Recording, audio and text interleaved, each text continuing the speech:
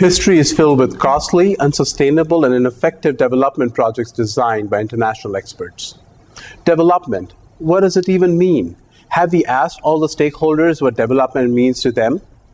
And who are the experts? Are scientists with white coats working in research labs in academia or in the corporate world the only experts? Is knowledge that is captured in academic journals and patent libraries the only form of knowledge? Nature is one gigantic research lab, and over millennia, people have learned from it by way of trial and success. They have learned how to coexist. They have inherited and acquired vast amounts of knowledge which enable them to survive and to thrive. We may call this knowledge indigenous knowledge. I have come to define indigenous knowledge as local knowledge, as knowledge that is place-based. It develops in an organic way, created within the community, that is locally relevant. It's knowledge that people have that have been handed down from other members of their community, other members of their families.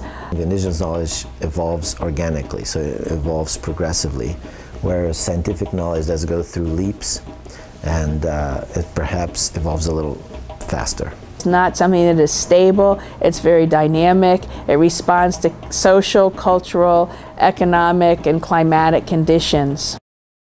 Indigenous knowledge is valuable for the culture in which it develops, and also to innovators and problem solvers taking on the challenges facing humanity. For development solutions to be successful, they must be designed with the intimate involvement of all the stakeholders so that the solutions actually meet their needs and result in sustainable value. We need to espouse participatory approaches. We need to co-create. People, regardless of their experience or their situation, have insights into the way the world works for them in their local situations. They come to those insights in ways that are maybe different than we in the university or in the academy come to our insights. And I believe that it's really important that we value and respect those other epistemologies, if you will, those other ways that people come to understand the world about them. How can we meld indigenous and Western knowledges together to inspire radical innovation and foster sustainable development? Here at Penn State, we have a one-of-its-kind interinstitutional consortium for indigenous knowledge.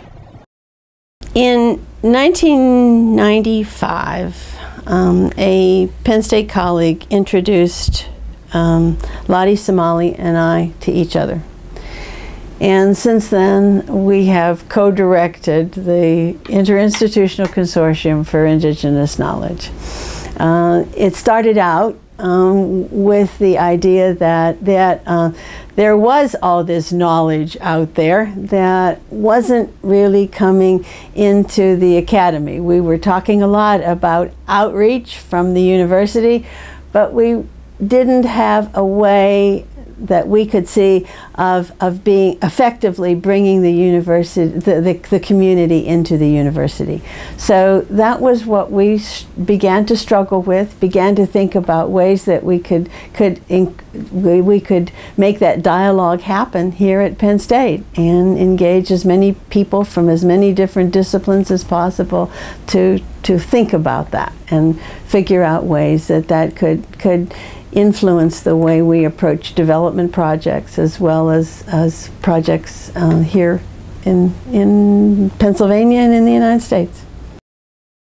Stories are the universal way of teaching and learning. Stories transcend language, culture, and disciplines.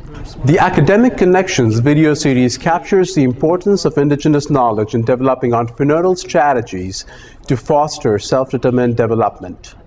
These stories come from individuals who, irrespective of their background, research interests, and disciplines, respectfully and consciously apply indigenous knowledge in their teaching, research, and community engagement.